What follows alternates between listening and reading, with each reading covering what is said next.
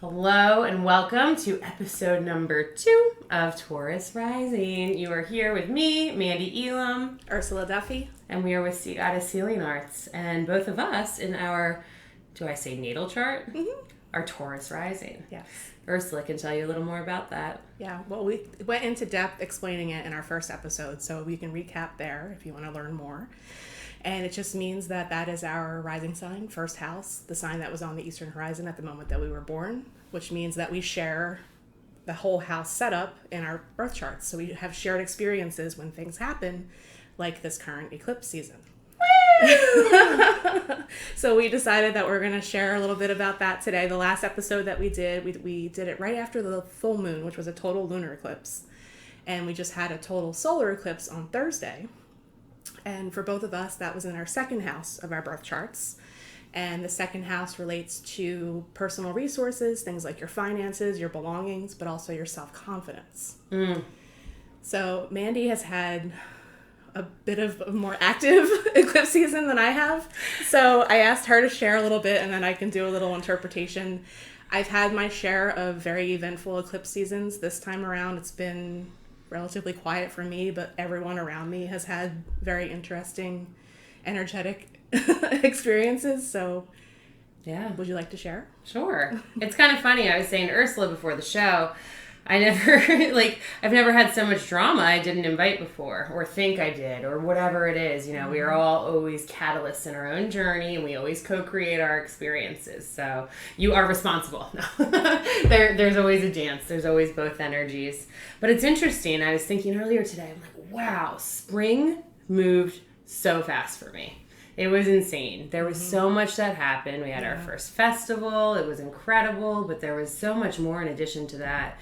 And I was thinking, I haven't even had time to clear off my camera, and I need to set some soul time this weekend during this retrograde to recap about everything that's happened and journal and maybe share some pictures and experiences. And typically during retrogrades, I like to rest, recalibrate, reset, all of the good reads. There's a bazillion, and step back into my power, which I certainly did, still do during all of this. However, I was a little blindsided or caught off guard because I was born during a retrograde, and they're typically really productive for me and pretty smooth, and I enjoy the potency of how things slow down, if that makes sense. Absolutely. And that's been my experience this time around, because I intentionally pressed pause on some things in my life and gave myself the space and time to rest that I really needed. So I think that I needed that for sure, and the universe delivered as I co-created that experience for myself.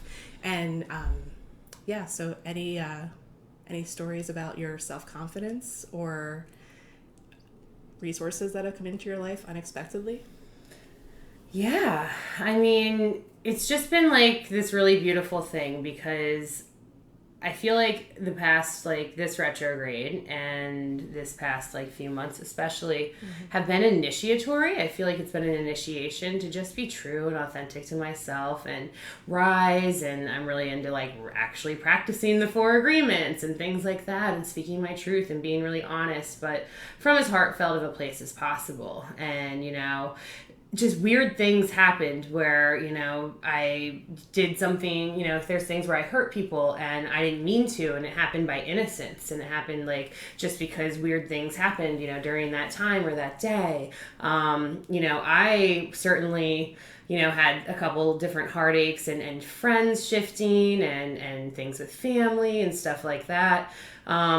And though, and here's the thing, there's always so much purpose to our pain. So there's a lot of reshifting, and Ursula will talk more about that during this retrograde. So many of us are releasing soul contracts and signing up for new ones and reuniting with true soul family at this time to grow and accelerate.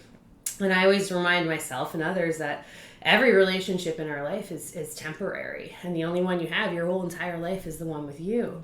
So it's so important to nurture and work on that as much as possible, and honor the ebbs and flows and other people where they're at. We're going through a massive great awakening at this time, which is absolutely beautiful, but it means that each person needs to truly tune into what's best for them at this time, and to honor that. And I went through something where, I could have got my ego hurt or whatnot and let myself get down about a couple things, and it just rolled off. and inspired me and reminded me of like who I am and what it is I want to do and what it is I want to share. And it always comes back to choices between love and fear and which one you're going to choose. And like I was really able through this retrograde to just practice a lot of self-love and rekindling of my own relationship with myself and my body. Something we talk about here on Taurus Rising, our body image issues and whatnot. It's something that we kind of, us Taurus Risings carry, and Urs can talk a little bit more about that. But I've been healing. I've been on a healing journey for a long time now, and I feel so amazing. And that's one thing. I'm so grateful for the lack of pain I have every day. Like I had a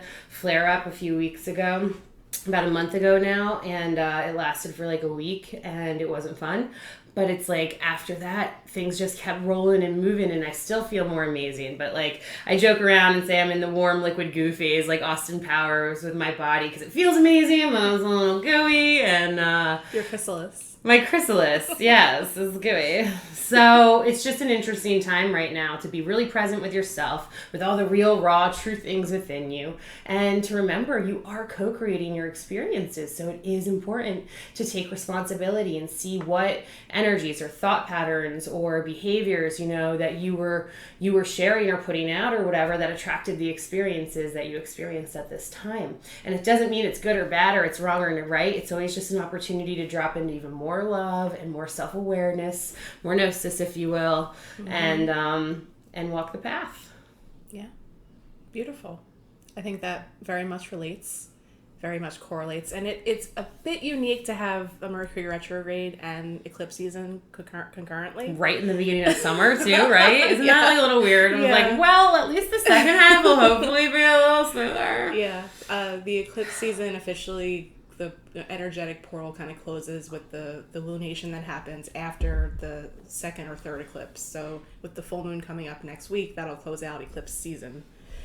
And then the Mercury retrograde officially ends on the 22nd, I believe. However, there's still a couple weeks on the other side of that where it's called the shadow period, which just means that the planet's moving direct over the same degrees that it was retrograde.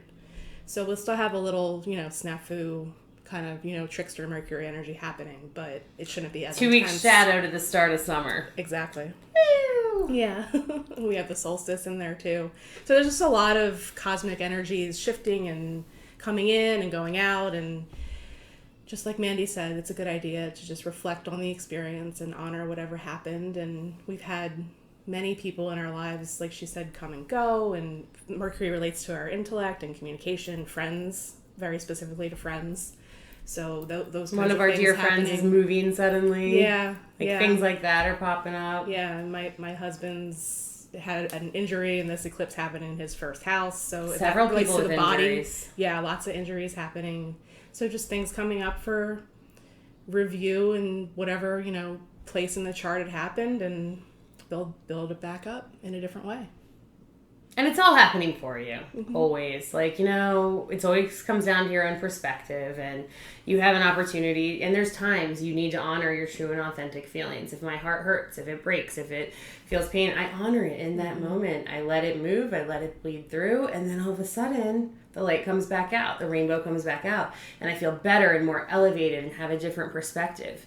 Something I always encourage you to do if you were finding yourself on, having a hard time getting back up after being down for a while, and you feel like you have been down and you've been, feeling your feelings, but you just can't get back up. It's always important to do something that'll change, to actually take that action step, take a deep breath and do it in 3 seconds and get up and move.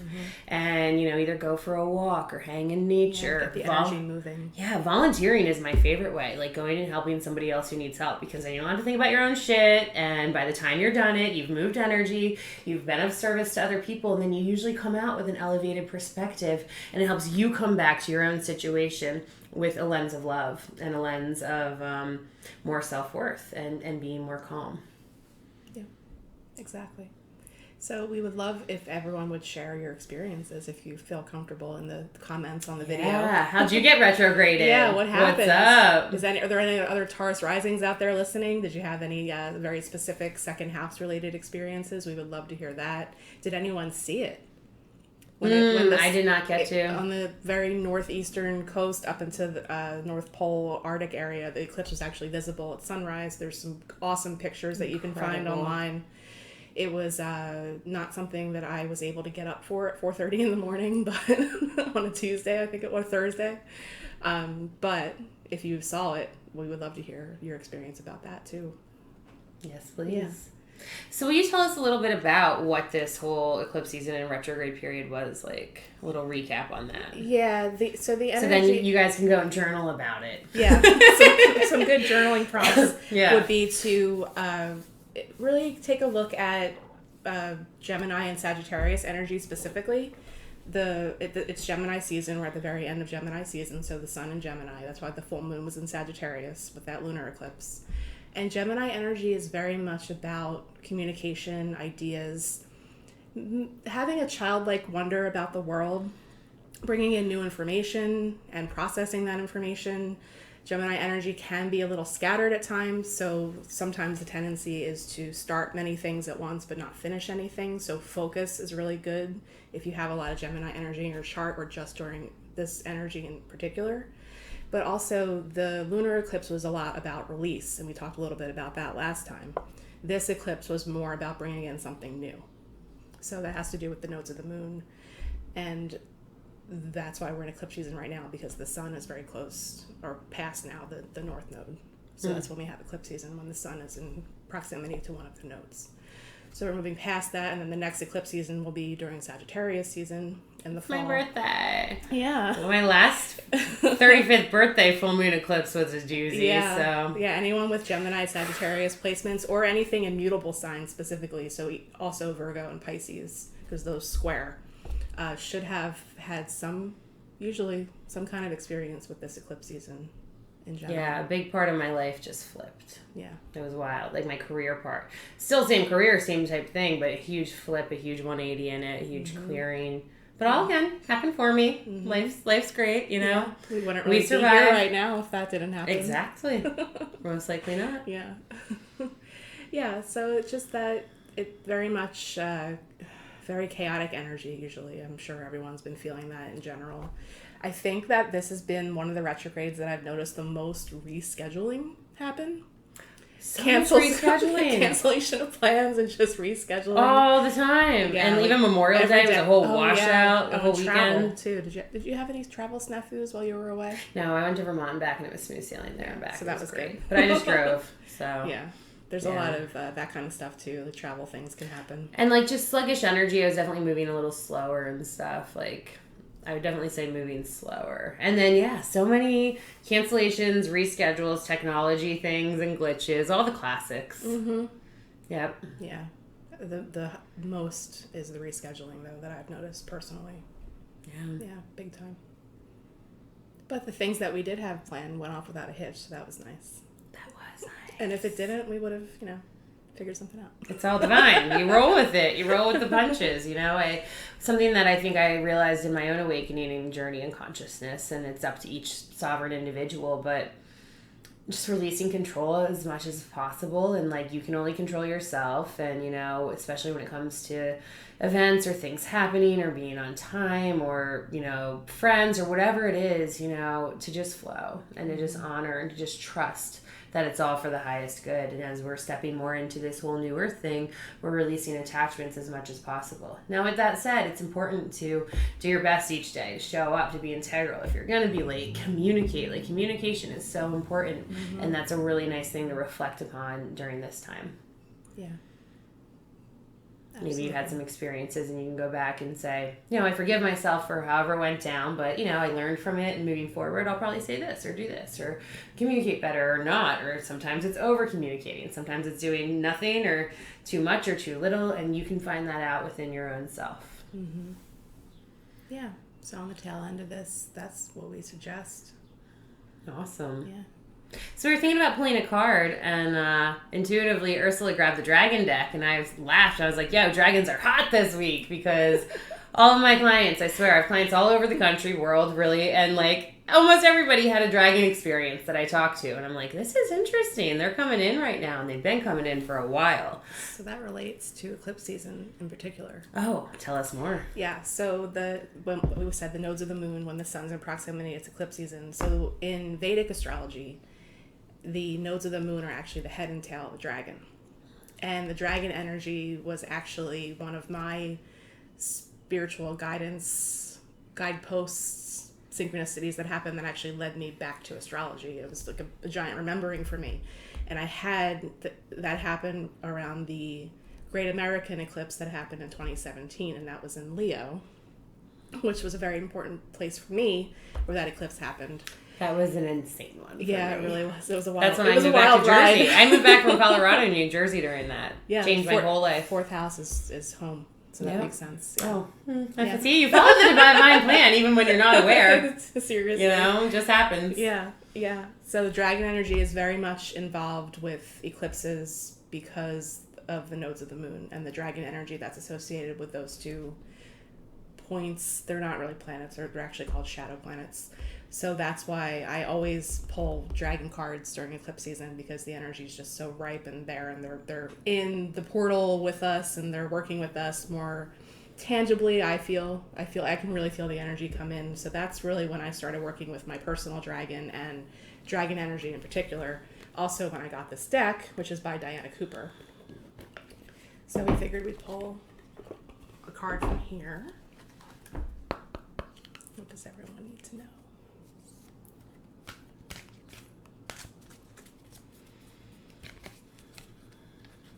These cards are... Oh, that one flipped out.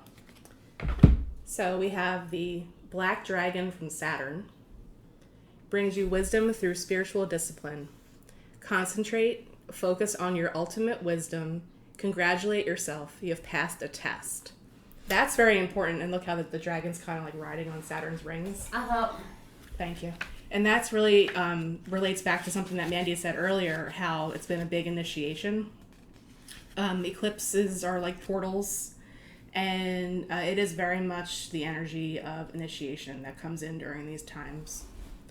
So, the Black Dragon from Saturn, page 74. Thank you. Of course. Mm-hmm. Yeah, the energy is very much like an initiation or a threshold. Sometimes it can actually relate to like facing your own dragon, facing your fears. A lot of that energy comes in during this time as well, in the action-oriented things that we talked about before. So this card says, 5th dimensional black dragons work directly with the masters of Quishi, the ascended aspect of Saturn. And that's spelled Quishy. I've seen that before, but I didn't really know what it was. I've never heard of that before. I've seen it, but I don't know. Interesting. They help us to organize and apply ourselves to tasks, however small or large they may be.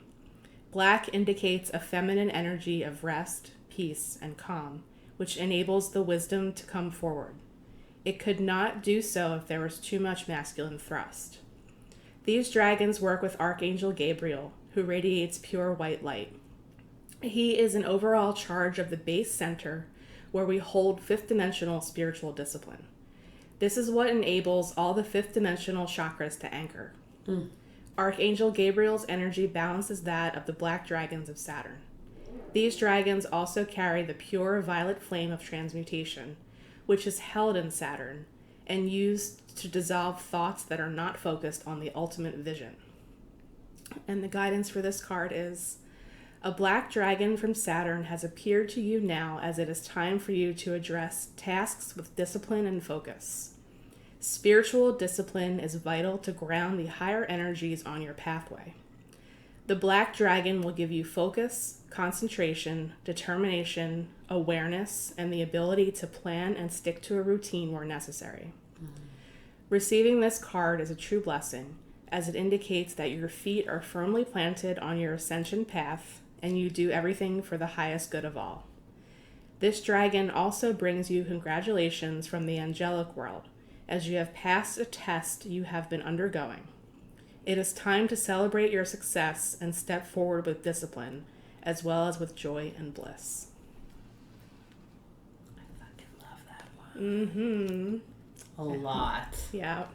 That is so honorable of the energy at this time. Seriously. And not only within my own path, but just in seeing it with friends and family and clients and whatnot. It's a potent time, and that's a potent guide to have on our sides. Mm-hmm. And they mentioned angels too. Like, yes, you can call in your dragons, but never forget we all have such an incredible angel team assigned to us, and all you have to do is ask. We're in this incredibly beautiful multiverse, and in this realm here in this land, we operate by the law of free will. So you got to ask. They can help you, but it's way harder. And if you just ask, no matter what it is, anything big or small.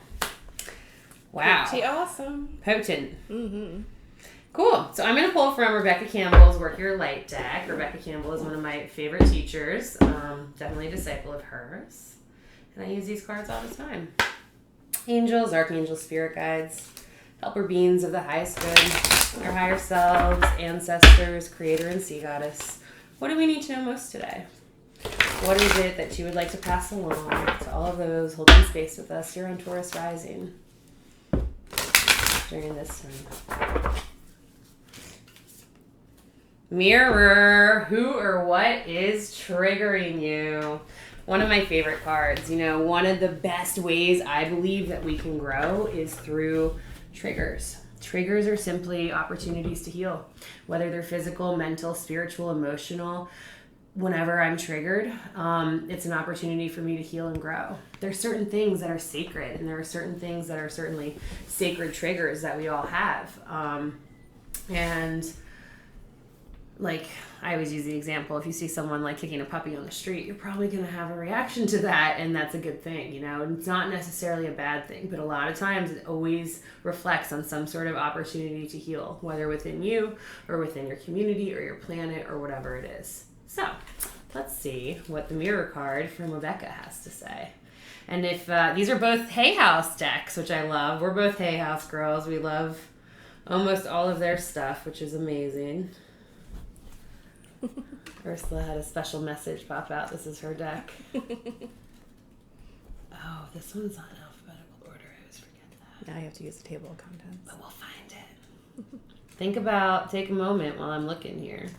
Yeah, what's the mirror experience? What the mirror experiences have been, and who or what is triggering you. The filter of our own experience is how we experience life 90% of the time, through our own projections. When someone reminds us of an unhealed experience, we get triggered. Often it's an unconscious thing. People and situations can trigger our mirrors to reflect back to us what we believe to be true about life, the universe, and ourselves. Mirrors pointing to our shadow and our light. Mirrors revealing the parts of us that are yet to be accepted, witnessed, or loved. This card is guiding you to look closely at what experiences or people are currently triggering in you, and what they could be mirroring back to you at this time. Have you felt like this before? Could there be opportunities to heal something in you? Or are they shining a light on something that longs to be witnessed in you? This goes for the good and the bad. The good, those who we admire and put on a pedestal. If we do not realize that we are attracted to them because we are like them, then we need to cut them down in order to rise up to their level. The bad, those that we despise, are envious of, and put down. If we do not realize that they trigger something in us that is still yet to be healed, then we remain hurt and wounded within ourselves. Work your light inquiry. Who or what is triggering you? What is it in you that they are triggering, and what parts of you long to be witnessed? Boom. Mm-hmm. I know within me it was definitely calling back in kind of my goddess power and like my sexiness and feeling good and confident in who I am and in my body, and standing by a lot of decisions I've made, though they've come, with growth and growing pains. It was an initiation, and I had to honor a lot of things that went through me, and on the other side of it, it feels like peace. Like when you get to honoring the triggers or you sit with it, then all of a sudden it's like this burst of freedom on the other side. So even though some experiences can be really uncomfortable, it's so important to, I like to use the term, kind of rip off the Band-Aid and just kind of go there and see what happens, feel it, and then you can transmute it, you can heal it, and move on to the present. Yeah, absolutely. That spoke volumes. I think Both so. of the cards. I think so. Get your dragons and triggers. This eclipse season. Coming in hot for everybody. Nobody is spared. No. So, what energy do we have to look forward to here? We have the solstice. We're a couple days out. We are. It's officially 11:32, I believe, on Sunday night. So we're almost just under 48 hours out. Yeah, and that is the sun moving into the sign of Cancer. Yes, it's Venus Day. It's Venus Day. That is the sun moving into the sign of Cancer. And also in the Northern Hemisphere here, for us, the longest day of the year. Usually very much a portal style energy. I'm a Cancer moon. You are. What does that mean? Am I going through it again? No. Oh, good. No. Your moon got hit during eclipse season last year. Big time. And the year before that. It really did. Yeah. That's why I got some PTSD coming up on this one. No, I welcome it with open arms. Ready to rock. Yeah, and for the house system that I use, that will be the sun shifting into our third house of communication and neighborhood and siblings and the goddess, the house of the goddess. So I look forward to that time of the year usually. I like it when the sun's in Cancer. I don't like the heat and the humidity of the summertime, but it is nice to have those themes. I always look as the sun going through the house of the chart or the sign as the spotlights on that area. And I like to use the energy as much as possible. So rock and roll. We have a few, stay tuned, a few amazing sea goddesses, honorary sea goddesses, who may be coming to visit during that beautiful, yeah, goddess Cancer temple time. energy is home and family and how you feel safe and being comfortable, and it's just showing love through food and all things that make people feel happy and comfortable. So that's perfect for Cancer season.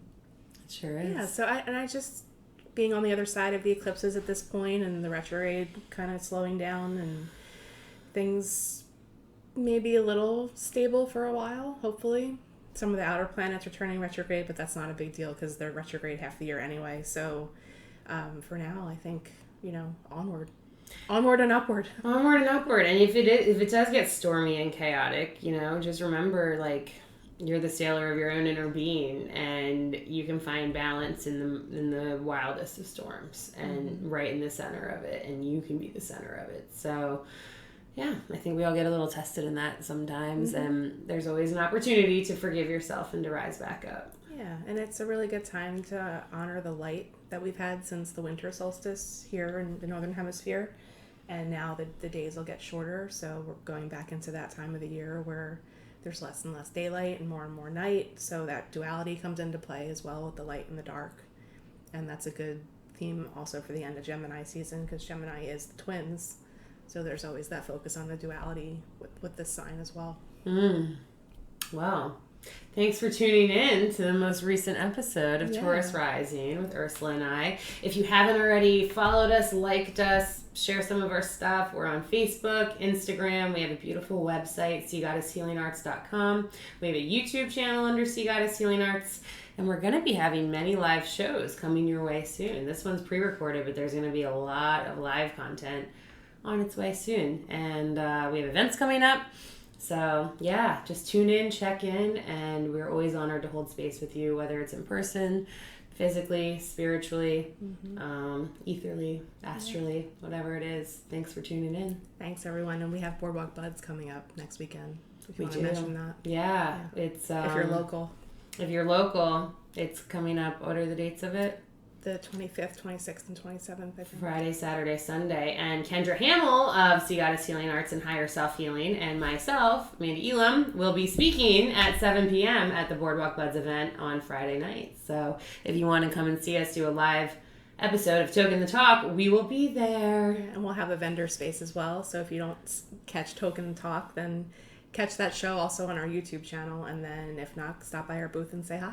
And Ursula and I will be doing live readings there that weekend. So come and see us. We'd love to meet you. Thanks, everyone. Thank you. Till next time.